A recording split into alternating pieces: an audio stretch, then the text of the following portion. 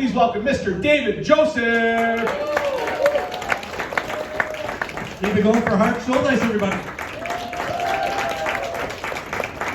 So the rumor is that there are nurses in the house tonight. Is that true? The last time I had to perform in front of a nurse was my fertility test. I failed. I'm excited to be here. My background is Lebanese, and I was told recently that I look a lot like my Aunt Mary. So I shaved off the mustache.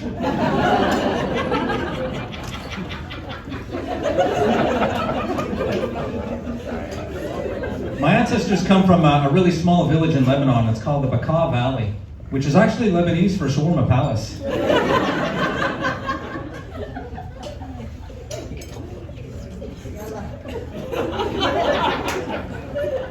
Well, and I gotta be honest with you, I don't feel Lebanese at all. I mean, I was born and raised here in Canada. I've never been to Lebanon. I don't speak a word of Lebanese.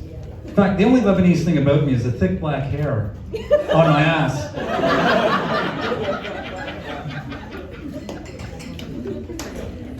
I would like to go to Lebanon one day, though, I'll be honest. I'd like to go, but I'm not sure it's going to be any day soon because, well, it's obviously a very dangerous place to go.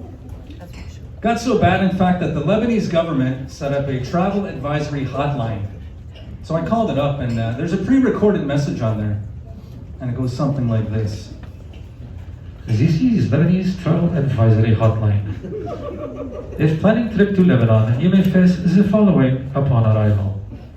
The airstrike, the burglary, the bombings, castration, civil war, communism, the carjacking, discrimination, dismemberment, more castration, extreme violence, the falling building, the gang rape, the gunshot wounds, the kidnapping, the landmine, the mutilation, more castration, the random explosions, radical protests, suicide bombers, the skid missile, and the terrorist attack. But your safety is number one priority, so please wear a mask all the time to avoid catching the COVID-19. Thank you for calling and praise Allah.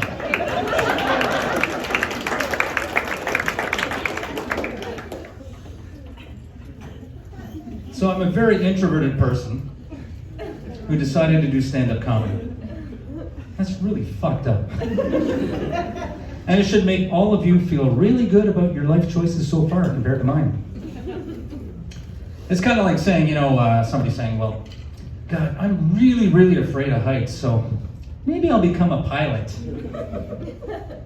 Can you imagine being on that flight, sitting on the flight, and the pilot comes on the radio, is like, welcome to flight 742, flying from Ottawa to Toronto. This is your captain speaking. Before we take off, I just wanted to let you all know that I am deathly afraid of flying.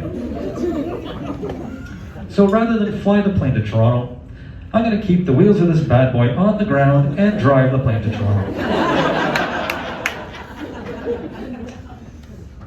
Estimated time of arrival is approximately 4 hours and 32 minutes, not counting the rest stops.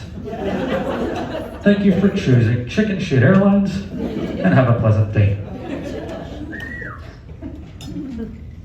Oh, I got to tell you about these new toilets I have installed at home recently.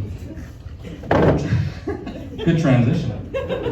So we have these new toilets installed at home. They're translucent, okay? And I know that sounds really weird, but it's actually a good thing, because I'm seeing shit so clearly now. And I was sitting on that toilet the other night. It was 11:59 p.m. And then the clock struck midnight. And guess what? It was same shit, different day.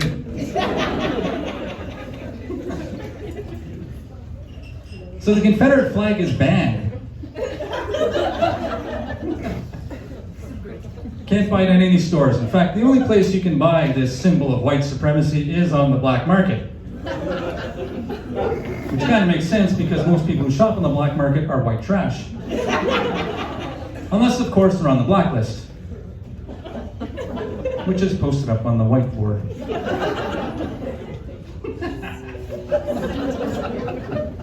I will end with this. Anybody here play pool? Pool players? Yeah, one guy. I think that guy has polio. Do you know that a lot of people who play pool are actually dyslexic polo players? Some of you will get that on the way home. You'll typically find them playing at their local bras. Anyway, I used to play a lot of pool, but I don't anymore, because pool is a racist game.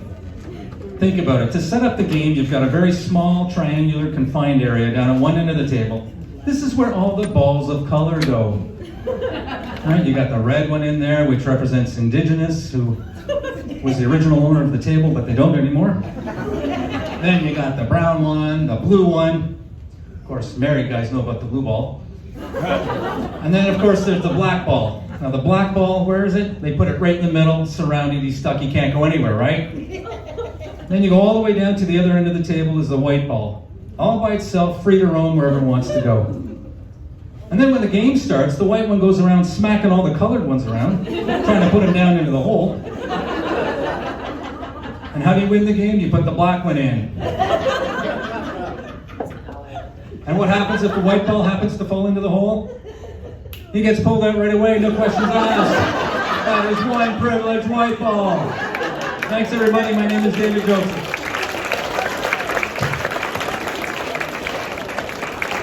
David Joseph, there he goes.